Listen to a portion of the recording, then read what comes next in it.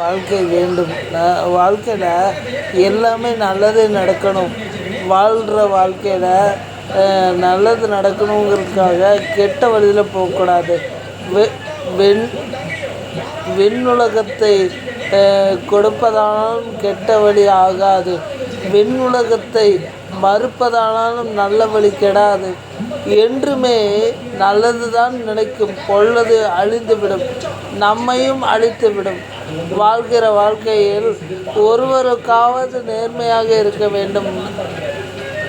உன்னுடைய மனைவி, உன்னுடைய பெற்றோர் ஆகியோருக்கு நீ சத்தியமாக நேர்மையாக இருக்க வேண்டும். ஒரு அரசு ஊழியராக இருக்கும் பொழுது நீ பிறருக்கு உதவும் இடத்திற்கு வருவாய். அந்த உதவும் இடத்திற்கு நீ வரும் பொழுது நீ பிறருக்கு உதவும் மனநிலையோடு இருக்க வேண்டும். அரசு ஊழியர்களுக்கும் சிரமங்கள் இருக்கத்தான் செய்கிறது. நாங்கள் மனதளவில் ஸ்ட்ராங்கு தான். ஆனால் வேலை பளு எங்களை வாட்டி வதைக்கத்தான் செய்கிறது. எப்பேற்பட்ட வேலையையும் அசால்ட்டாக முடிக்க சொல்கிறார்கள் மேலதிகாரிகள். ஆனால் எங்களுக்கு இருக்கும் திறனோ எங்கள் உடல் சோர்வு காரணமாக குறைந்து விடுகிறது. அதற்கு என்ன செய்வதென்று எங்களுக்கு தெரியவில்லை. நாங்களும் மனிதர்கள்தான். எல்லோரும் அதையும் புரிந்து கொள்ளுங்கள். பொதுமக்களாக நீங்கள் எங்களுக்கு ஒத்துழைப்பு வழங்க வேண்டும்.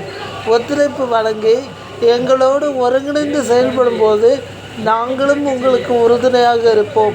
ஒரு அரசு ஊழியராக, ஒரு தற்காலிக அரசு ஊழியராக நான் இதை கூறுறதுல ரொம்ப பெருமைப்படுறேன். எல்லா மக்களுக்கும் நன்மை செய்ய வேண்டும்.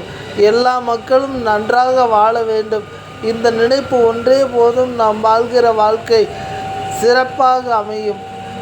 எவருக்கும் தீங்கு நினைத்து நாம் வாழ்ந்தால் அந்த வாழ்வு நினைக்காமல் போய்விடும். எப்படி வாழ வேண்டும் என்பதை நாம் முடிவு செய்ய வேண்டும். அந்த அறிவை கடவுள் நமக்கு கொடுத்திருக்கிறார். அந்த அறிவை நாம் சரியாக பயன்படுத்தினால் எல்லோருக்கும் நல்லது. ஒருவருடைய பசியினை போக்கினால் நீ 1000 கோடி ரூபாய் ஒருவருக்கு தானமாக கொடுத்ததுக்கு சமம். கர்ண மகாபிரபு எல்லா தானங்களையும் செய்தார். அவர் ஒரே ஒரு தானத்தை தவிர்த்ததால் தான் அவருக்கு சொர்க்கம் கிடைக்காமல் போயிற்று. அன்னதானம் செய்யாமல் விட்டதால் தான் அவர் கிடைத்த தர்ம பலன்களெல்லாம் அப்பொழுதும் வீணாகி சொர்க்கத்தை அடைய முடியாமல் போனதற்கு அன்னதானம் செய்யாதது ஒன்றே காரணமாக அமைந்தது.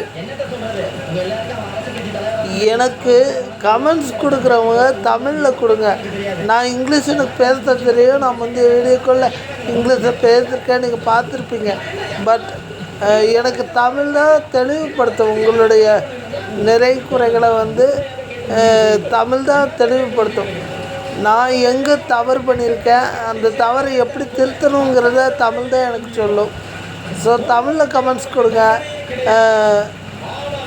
மாணவர்களுக்கு விளையாட்டில் ஊக்கம் கொடுங்க.